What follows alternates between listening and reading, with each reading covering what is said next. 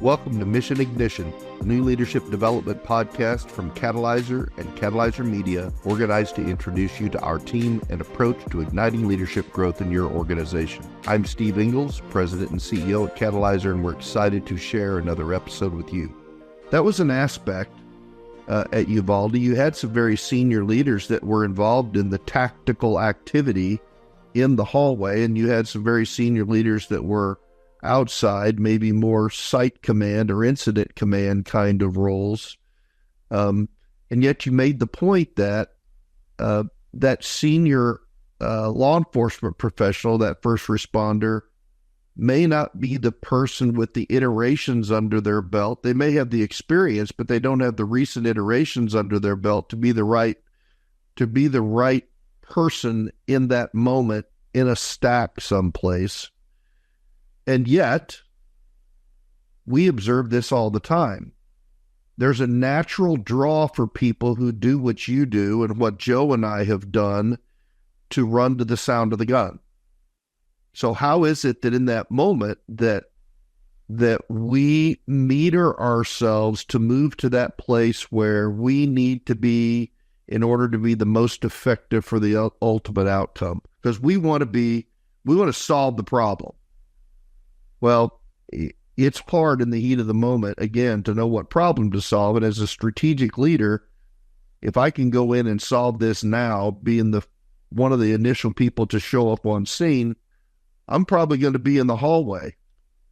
And at some point, maybe that's the right place for me to be, and maybe it's not the right place for me to be. Talk me through that, if you could.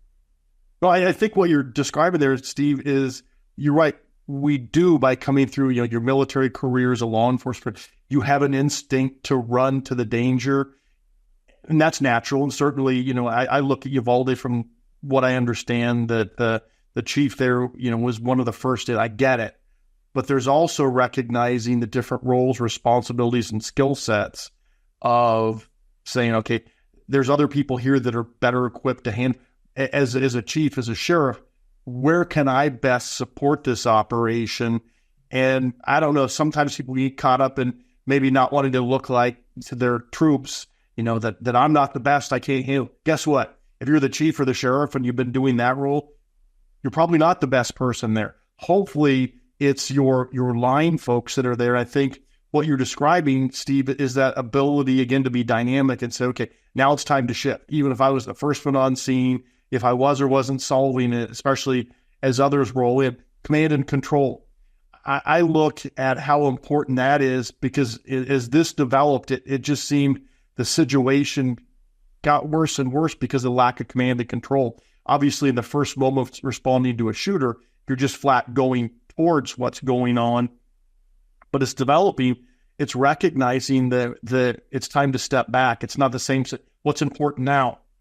We've got other folks there. The leader needs to step back and set up that communication, because what I recognized from all my time in the profession was we would go to that, and you're taking utter chaos when you arrive, and you're trying to make chaos. You're trying to bring order to it, which in an active shooter is the action part of it.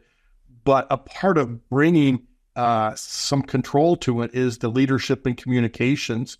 Certainly, there were plenty of examples during the tragedy at Robb Elementary where the situation was made worse by a lack of communication, as there were dozens and then hundreds of personnel there, that you saw individuals go into a kind of a frozen situation because they're there, but they don't know what's going on, where they're needed, et cetera. So in that leadership role, it becomes critical that you recognize it's time to step back, and maybe you're not doing the direct command and control, but you're making sure that gets set up, that everyone's aware. There's situational awareness. Because of lack of command and control and communication, there was a lack of situational awareness. And as you read through, it's heartbreaking to look at, and as you read through there, the number of officers arriving who you could tell wanted to take action, but there was no situational awareness for them. They were in the beginning, not in the beginning, but in the front of where it was at. And it probably wasn't their role, but there was no plan.